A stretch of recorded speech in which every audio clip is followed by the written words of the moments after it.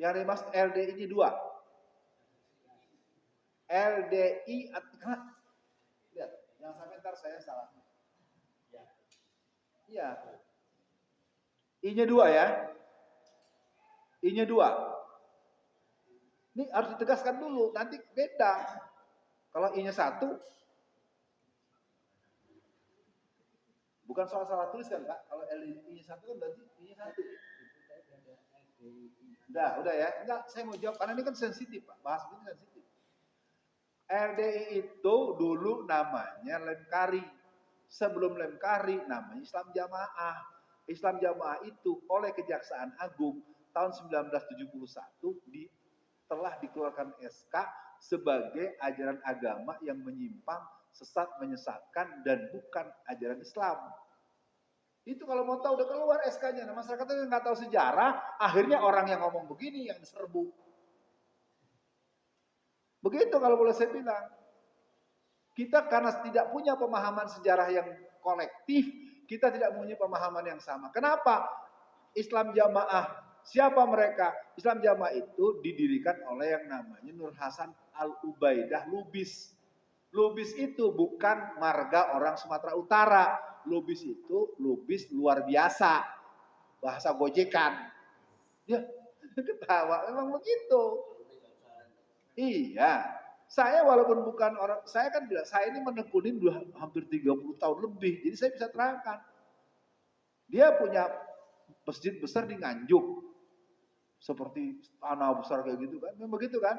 Dia punya laskar yang namanya Senkom, yang mana laskar tersebut pernah mendemo Ustadz Sobari, yang ketua PDM Muhammadiyah, yang ketua MUI. Ustadz Sobari di demo tanggal 21 bulan November tahunnya 2021 bertempat di kantor MUI, di demo oleh 7.000 orang laskar Senkom.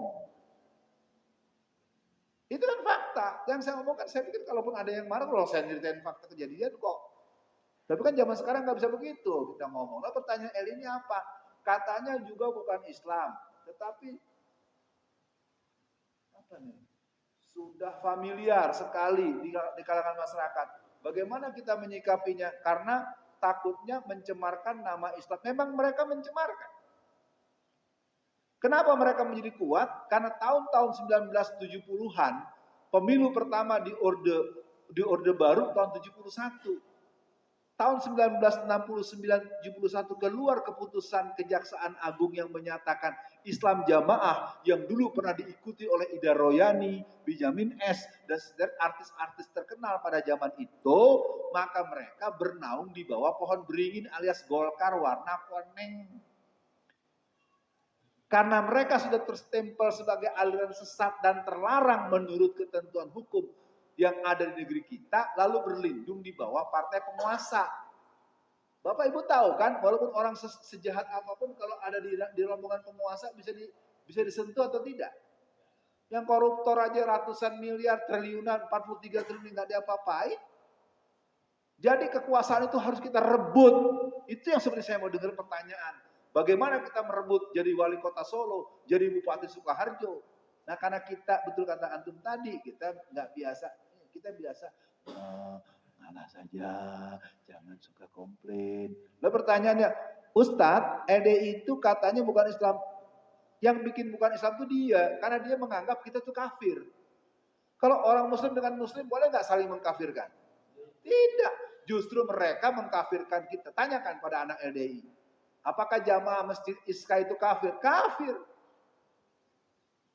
Di luar orang LDI mengatakan di luar mereka yang tidak tergabung secara resmi, baik baiat maupun struktur organisasi mereka, itu adalah orang kafir. Jadi yang bilang kafir itu dia kepada kita. Sekarang bapak-bapak dibilang kafir sama LDI, mau enggak? Nggak mau, berarti yang kafir siapa? Ya udah jelas, kan ada hadisnya.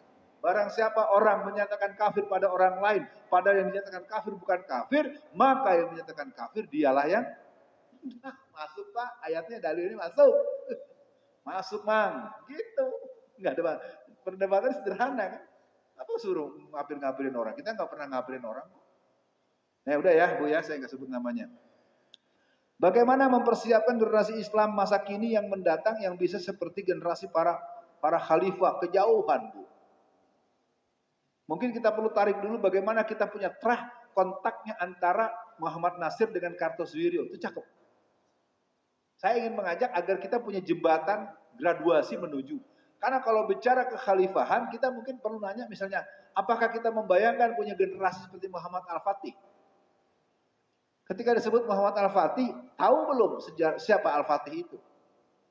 Coba saya tanya, ini ada yang kacamata. Dek, siapa dek Muhammad Al-Fatih? Kamu jangan nengok lagi, ditanya nengok, biasaan. Nih tangan gue jelas nih, saya tanya kamu kan, siapa Muhammad Al-Fatih? Yang keras dong juaranya. Oh, pembebas Konstantinopel pada bulan Mei tahun 1453. Ada hadisnya nanti akan turun tentara yang seperti begini, pemimpin yang seperti begini, kan begitu penjelasannya.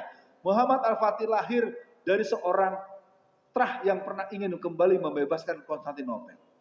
Di usia 2, 3, 4 tahun dia mulai dititipkan kepada ulama-ulama yang masyhur.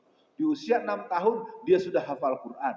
Di usia 9 tahun dia sudah mulai belajar bahasa beragam-ragam, dan di usia 9, 10, 11 sudah berlatih sekitar 7 sampai 11 kemampuan bela diri. Di usia 19 tahun dia sudah dinikahkan. Sekarang ibu pengen punya generasi itu, anak ibu hafal Qurannya kapan? Sudah belajar bahasa apa saja? Siapa yang punya anak umur 19 tahun dinikahkan? Angkat tangan. Bapak punya anak yang pertama dinikahkan umur berapa? Ini kan maksud saya gini, kan pertanyaannya gini nih. Bagaimana? Nah, tentu kata-kata bagaimana ini bukan pribadi. Nah, itulah sebenarnya saya berharap dengan pertanyaan-pertanyaan begini ibu-ibu semua terinspirasi. Ya. Mudah-mudahan dipahami. Jadi bagaimana kita kalau seperti khalifah ini, wah itu mereka kadang-kadang bajunya cuma 2. Umar bin Khattab di masa kekuasaan bajunya cuma 2. Atau Umar bin Abdul Aziz yang di masa kekuasaan dia yang nggak sampai 2 tahun itu, orang kebingungan untuk menyerahkan zakat mal. Setiap dia mau menyerahkan orang nolak. Saya nggak bisa, saya baru bayar zakat mal, lu kasih ke gua lagi. Ya. Jadi kembali subhanallah, dialog kita Pak Senja ini luar biasa. Jadi pesan saya buat ibu-ibu, mungkin yang boleh saya pesan, mungkin juga buat teman-teman pemuda yang masih punya istri yang akan melahirkan anak, coba bantu dengan doa yang khusus. Karena doa orang tua itu punya daya. Saya dengan segala kebodohan yang saya punya, saya ini langsung di maintenance oleh ibunda saya. Kerja-kerja saya kalau boleh nanti satu waktu, mungkin saya sedang siapkan biografi saya 60 tahun 2027 nanti. Ya, saya gini-gini, koordinator fit and proper test wali kota Tangerang di usia saya 32 tahun. Saya bisa menggagalkan bagaimana calon RT Kristen yang sudah habis uang sekian puluh juta untuk menyuap warga agar memilih dia. Saya bisa menggagalkan calon RW Kristen yang hampir habis 400 juta hanya untuk mempengaruhi orang memilih dia. Ini kan kalau saya bilang saya ini koki politik boleh juga ya, tapi belajar terus jangan sampai. Karena saya ingin Mas Rona jadi wali kota Solo dan itu kejadian. Mungkin dia akan ketawa-ketawa. Saya berani menjamin dengan catatan Mas Ronanya siap, berarti setelah ngambil kuliah S2 bidang akademi atau bidang magister pemerintahan, lalu nanti Mas Nanang bagian cari uang. Kebutuhan dia 500 miliar, antum harus cari 325, antum 80, Bapak siapkan 80. Itu kekuatan kelompok kafir begitu. Ini kalau di kita enggak, yang maju dia, yang stres dia, yang pusing dia, yang utang dia, yang stroke dia. Iya benar bapak-bapak, ibu-ibu ya, saya nyatakan secara terbuka. Ini kita sudah seperti saudara dekat. Ada yang merasa musuh dengan saya di sini? Ada yang merasa musuh dengan Alfian Tanjung? Enggak kan? Saya nyatakan saya akan mengambil peran sebagai koki politik. Di antara medan eksperimen saya adalah nanti Sukoharjo sudah disiapkan. Maaf, nggak diumumkan dulu namanya, kan dalam politik jangan cepat-cepat mengumumkan nama, biasanya disembelih orang. Ingat nggak Adi Aksa Daud, Jakarta? Ya, itu Adi Aksa Daud itu habis dananya hampir berapa puluh miliar. Kalau kata pepatah Melayu, santan habis gulai tak jadi. Ya, dia mau maju kan, dia nyumbang sono, nyumbang sono. Pas mau pencalonan nggak ada perahunya. Nah, ya, jadi kira-kira gitu ya, buat Sukoharjo, insya Allah kita udah siapkan. Memang saya bilang, kalau maju si Fulan, maka si Fulan jangan muncul secara terus. Sekolahkan dia, belajar budaya Jawa, mengerti kebutuhan masyarakat, berikan regulasi yang positif. Uang siapa yang bangun, jaringan siapa yang bangun, untuk menjinakkan kecurangan. Saya punya pengalaman 4 kali nyalek gagal terus. Ilmu yang saya dapat adalah memahami pola-pola kecurangan, pencegahan dan untuk memutus rantai kecurangan mereka. Ya, sekali lagi ini sebagai bentuk tahanut binikmah. Di Saudara Rona, jangan dikira saya sedang gombal. Kalau antum memang mau, tapi nanti saya akan dorong S1 selesai kan? S1, segitu dulu. Nggak sekolah, kalau nggak sekolah lo ngapain rakyat lo juga diajarin? Kalau pemimpinnya aja sekolahnya cuma bisa matiin mic doang. Ya. Orang berpendapat nggak bisa mic dimatiin. Ya, itu namanya nggak sekolah. Kalau orang yang punya wawasan siap untuk berdialog, berdebat. Oke ya. Sekali lagi buat ibu dan bapak semua, saya sudah jawab. LDI sudah dijawab. Saya nggak bisa lihat. Pokoknya 10 menit sebelumnya saya kasih kode ya. Kita akan bermunajat bersama. Bismillah, pengalaman kita bertatap muka dengan anggota DPRD Solo dengan usulan program-program kita sebagai umat Islam sepertinya tidak pernah sampai di pemerintahan atas. Apakah mentok karena penemu diterima tidak, usulan kita ini tergantung partai yang menang sekarang ini. Bagaimana pemerintahan yang jadi demokrasi yang lurus berdasarkan ketuhanan yang Maha Esa? Jika tergantung pada partai yang menang, apa solusi kita yang semakin amburadul? Pertama, mari kita menangkan partai yang isinya aspirasi Islam. Kalau mau. Kalau nggak mau ya nggak apa-apa. Mari kita berperang sebagaimana yang namanya Taliban. Saya sudah berulang-ulang, kita nggak mau berpartai, nggak mau berdemokrasi karena togut, karena kafir. Ya udah, perang sekalian. Kalau perang bagaimana caranya? Kalau teman kita ditangkap oleh orang yang menangkap, tangkap lagi yang nangkap. Udah bisa belum laskar kita nangkap si penangkap kita? Kalau belum ya jangan dulu. Paham maksudnya nggak? Ya ini kan kita maunya perang. Senjata cuma satu, petantang petenteng yang bikin video, ditangkap, disiksa, digebukin, dibunuh. Nangis, ya sudah habis. Maunya perang. Maksudnya kan kalau gitu jangan pakai perang dong. Kalau kita belum bisa perang, jangan pakai perang. Itu susah kalau diomongin katanya pengecut. Nggak jihad. Ya sudahlah, saya nggak mau nerusin, ntar ada yang tersinggung. Kata kuncinya, parlementer dengan non-parlementer itu pekerjaan dari dulu. Nih, Bapak Ibu tahu yang namanya rel kereta api? Halo, Bapak Ibu tahu rel kereta api? Ada berapa? 2 kan? 2 dong. Karena rel kereta api kan 2. Nah sekarang ini anggaplah parlementer, Masumi, ini DITI, NII. Menurut teman-teman ini perlu ada nggak? Kalau ini ada, ini boleh ada nggak? Ya iya, sayangnya kita nggak mau mengakui keberadaan ini. Yang ini mengaku masih berjuang karena punya senjata dan tentara. Ini merasa berjuang karena punya otak dan bikin dulu. Maksudnya ini dua-duanya. Wal mu'minin wal mu'minatin kal bunyanuhum yasuduhum baduhum. Harusnya pakai tok. Kan jelas, sesungguhnya orang-orang yang beriman itu adalah bersaudara. Janganlah engkau mengecil-ngecilkan orang saudaramu ini, boleh jadi yang kau kecilkan dia lebih baik daripada kamu. Wahai para perempuan, jangan mengecilkan perempuan yang lain, boleh jadi yang ini nggak dibangun, dan itulah yang saya kerjakan selama hampir 40 tahun. Maka hari ini dengan segala kerendahan hati, ayo bapak-bapak ibu-ibu, mau ngomel kayak apa, PKS ada tidak? P3 ada tidak? PBB ada tidak? Ya tetap ada. Nanti mau bilang kafir juga dia ada. Daripada dia capek, nah kita jalan, sini jalan. Wa kuli manu fasallallahu amalukum wallahu wa rasulihi wal mu'minin. Kita bersama di terminal. Kita bersama di tempat tujuan. Kita buat skema. Itulah yang kelemahan kita. Kita tidak terlatih untuk membuat skema strategi alternatif. Kita menganggap, misalnya gini, Anda mau ke pasar Klewer.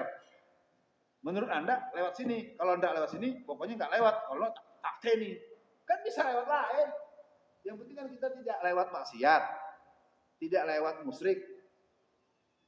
Saya mau, inilah gara-gara sejak tahun 62 itu nggak sekolah, jadi begitu lakuan pusing jadinya. Ini saya marah nih, saya pendidik, saya berbicara sebagai seorang pendidik. Orang kalau nggak sekolah cenderung sensi nggak? Cenderung minder nggak? Itu salah sendiri. Kenapa? Hampir 18 tahun generasi setelah Syahidnya Kartosuwiryo itu nggak disekolahin. Jangan marah sama saya, koreksi diri kenapa nggak disekolahin. Karena kan kalau sama-sama sekolah dibangun, misalnya kalau Masumi, generasi Masumi juga bermasalah.